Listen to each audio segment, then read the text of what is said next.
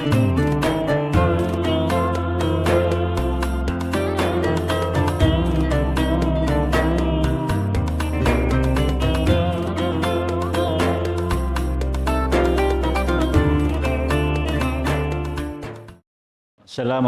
warahmatullahi wabarakatuh.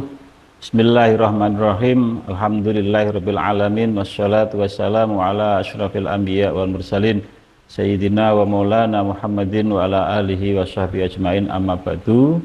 Pemirsa dimanapun Anda berada yang kami muliakan, ya, selamat melaksanakan ibadah puasa Ramadan. Pada pertemuan kali ini kami akan membahas tentang fardu-fardunya puasa atau rukun-rukunnya puasa. Pemirsa, bahwa puasa Ramadan, ya, atau puasa wajib itu ada 4 jenisnya. Satu, puasa Ramadan. Kemudian yang kedua, puasa nadar. Yang ketiga, puasa kafarot, artinya dalam rangka membayar kafarot. Terus yang keempat adalah puasa qadha. Nah, ketika seseorang melaksanakan puasa yang wajib, termasuk puasa di bulan suci Ramadan ini, maka ada 4 rukun yang harus dilakukan atau dikerjakan. Yang pertama yaitu bagi orang yang mau melaksanakan puasa wajib niat, ya. Niat itu tempatnya di dalam hati. Sebenarnya pengertian niat itu adalah qasdus syai' muqtarinan bi fi'lihi, menyengaja atau berkehendak sesuatu yang bersamaan dengan tindakan atau pekerjaannya, ya. Namun dalam puasa Ramadan, ya, karena sulitnya atau tidak mungkinnya seseorang itu niat yang bersamaan dengan terbitnya fajar, maka para ulama mengatakan bahwa niat pada bulan suci Ramadan itu wajib di malam hari, ya. Tidak boleh atau tidak sah ketika bersamaan dengan munculnya fajar. Ya, jadi wajib tabyid, istilahnya wajib dilaksanakan di malam hari. Ya. Ya, kita niat, misalnya dengan kita lisankan, kita lafadzkan nawaitu somawadin an adai fadhi syahri ramadhani hadisanati fadhlillahi ta'ala, dan niat-niat yang lain. Tapi yang jelas niat itu tempatnya di dalam hati, ya.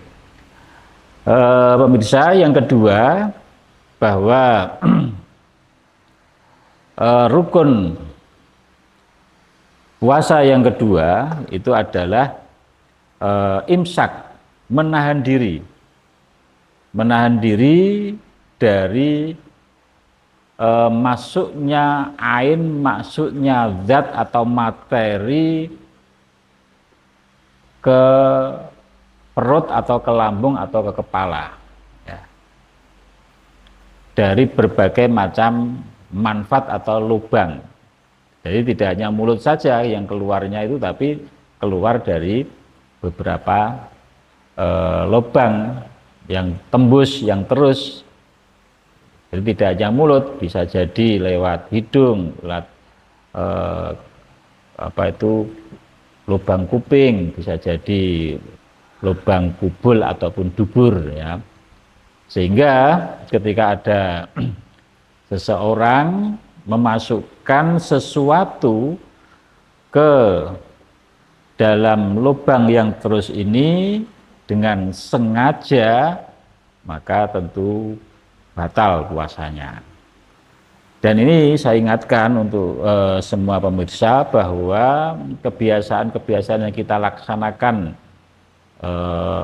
pada waktu sebelum puasa terus kita laksanakan juga di waktu puasa, misal seperti seseorang itu membersihkan kuping, membersihkan kotoran-kotoran yang ada di kuping, itu kalau katakan kita menggunakan cotton bud atau apa sejenisnya, kita istilahnya masukkan sesuatu tadi itu, kalau sampai ke dalam ya, sampai ke dalam, maka itu bisa membatalkan puasa ya. Ingat-ingat, makanya kalau memang tidak sangat diperlukan atau tidak dalam keadaan darurat, maka sebaiknya kebiasaan membersihkan kuping dengan cotton bud atau yang sejenisnya itu harus dihindari ya, harus dihindari betul, karena bisa potensi untuk membatalkan puasa ya. Jadi menghindar atau imsak, menjaga diri ya, untuk tidak melakukan apa, menahan diri dari makan, dari minum, terus yang berikutnya menahan diri dari apa itu bersenggama dengan suami atau dengan istri di siang hari ya. Ini untuk benar-benar dijaga ya, karena bisa membatalkan puasa kalau sampai terjadi hubungan ya. Bahkan bagi yang laki-laki, ketika terjadi persenggamaan di siang hari ya, suami istri ini selain dia wajib qadha, berdosa wajib qadha, juga berkewajiban untuk membayar kafarat ya, untuk bagi yang laki-laki saja. Ini kan berat nanti. Pemirsa yang kami hormati ya, kemudian yang keempat ya, orang yang berpuasa ya, rukun puasa yang keempat adalah menghindar dari apa itu, mengeluarkan atau muntah bahasanya dengan sengaja ya. Tapi berusaha mengeluarkan isi perut, isi lambung, ini juga kalau disengaja bisa membatalkan puasa. Nah ini makanya penting ya, hal-hal yang terjadi yang mungkin kita perlu secara tahqiq ya, untuk mengetahui bahwa kebiasaan-kebiasaan yang kita lakukan sebelum puasa ya, yang berpotensi membatalkan atau masuknya sesuatu ke ain atau ke dalam lambung, ini kita hindari ya. Oleh karena itu, di antara permasalahan-permasalahan yang terjadi ya di masyarakat, yaitu ketika misal ada apa itu tadi menggunakan cotton bud, kemudian apa itu mandi ya, mandi biasa. Hati-hati ketika orang itu mandi di waktu bulan Ramadan siangnya, untuk misalnya untuk mandi untuk biar segar, biar keadaan fit ya, maka hati-hati jangan sampai ada air yang masuk ke lambung atau ke perut ya.